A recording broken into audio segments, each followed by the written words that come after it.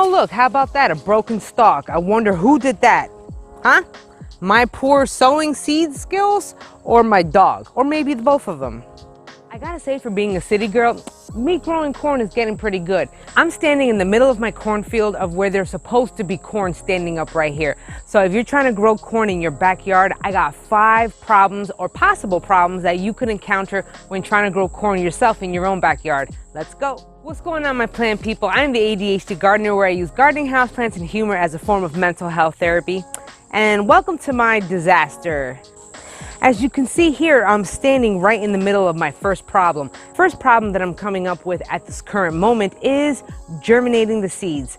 Not necessarily the actual germination, because as you see, I have a bunch of corn here. The problem was that the depth of the corn that I was sowing inside of the ground. I did not sow my corn seeds deep enough into the ground. So when a good gust of wind came, knocked them all over. As you can see here, knocked them all over. And no matter what I did, I couldn't stand them up. Normally you don't sow your seeds really deep into the ground, maybe about a ½ inch or something like that, depending on the vegetable. Now, but when it comes to corn, I did not sow it deep enough. So I should have been at least 1 inch to 2 inches further down into the ground.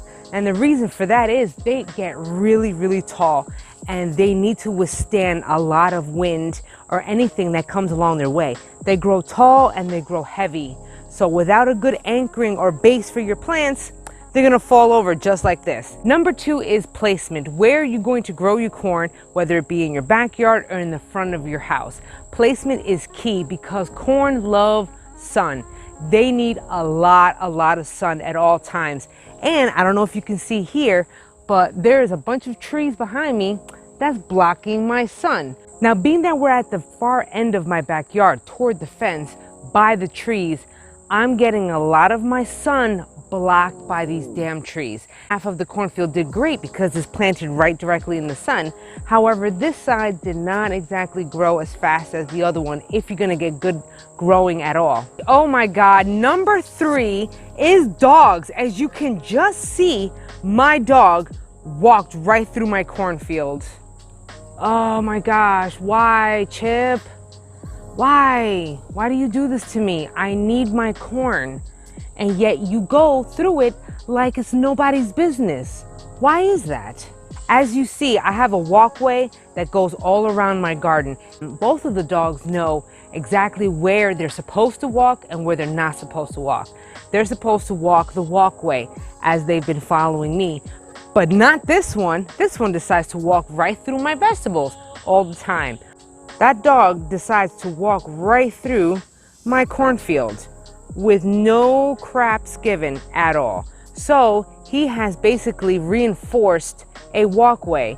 He took advantage of the corn being knocked over and started walking right through it, making the problem a lot worse. Right, Chip? Huh? You're busted. You're busted. You need to learn to use the walkways, bro. So may I advise, if you have animals, pets, dogs, you may want to fence in the area that has your corn or any other vegetable for that matter if you don't want your animals screwing up your garden. That is a major lesson because I didn't want to block this off, but chances are I'm going to have to, so this dog does not make my cornfield any worse. Problem, speed bump, road bump, disaster number 4, however you want to call it, are squirrels. Those squirrels love my freaking corn. So you will find a boatload of squirrels or have a bunch of corn on the cobs or just the cobs laying around all over the place. I haven't found anything that slows down the squirrels. I've had a scarecrow. I got the dogs back here, 2 of the dogs back here, and still you cannot slow down the damn squirrels. They are coming from all of these trees and they run the line of the fence. Basically, I have a buffet for the animals for free because apparently I can't stop them trying to grow organically. Just know that the squirrels are gonna be eyeballing the shit out of your plants, if not attacking them throughout the entire summer. So I don't know what you can do about that. Maybe about the placement of where you're putting your corn, further away from the trees, further away from I don't know what, but that is one of the definite problems. Stick around to the end, I have a bonus tip. Problem or issue number 5 is a two-part one. The first part of number 5 is the fact that you're going to get corn worms. Number 5 is a two-part problem, if you want to call it. The first one is you have to decide whether you're going to be growing organic or non-organic corn. The other thing that you want to know about corn is that there is such thing as a GMO or a non-GMO corn. The reason why there's a GMO corn right now out here is because there are such things as corn worms. Now, what the hell is a corn worm? Basically, it's a worm or a larva that goes into your corn and just eats it all up. Now, being that you're messing with these larvae or the moths that drop the eggs, which turn into the larvae and the worms that eat your corn. Now, the problem with that is it is damn near impossible to kill these worms off. It's so hard, if it even is possible, at least organic wise. So that is why they have genetically modified corn to be naturally resistant to the corn worm, to reduce a lot of problems, because you really can't get rid of these damn corn worms without going GMO. I'm not going GMO, and I'm not doing commercial pesticides or anything like that. So my problem is the hornworm. I'm having a hard time fighting those hornworms off. And the only way to find out that you got the hornworms is looking at the top of your corn. All right, Jack. Now, there are ways of getting rid of the corn worm. I mean, you could spray your plants and all that with an organic pesticide and whatnot. However, it's kind of hard when you're doing corn or when you're trying to spray for corn.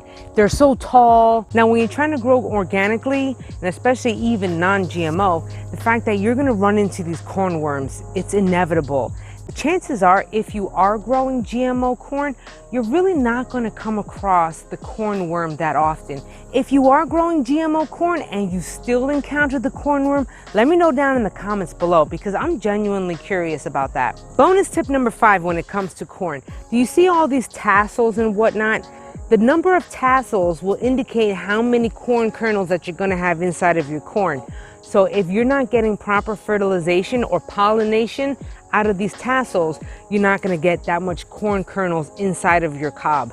And I learned that the hard way as well. Now, what you can do is, for another video, I'm sure, or for next year or something, that you can hand pollinate your corn. If you do hand pollinate your corn, you'll have a better odds of getting full kernels. You don't need to have a farm to grow your own corn. If you have a good enough sized backyard and even a good enough sized plot just for your corn, then do it. I'm telling you, you will reap the benefits of growing corn. As usual, I love you guys, and I hope you enjoyed this video. If you did, show me some love and smash that like button. Also, subscribe. You can find me on Facebook and Instagram. Don't forget to hunt me down there also. And until the next episode, peace and love.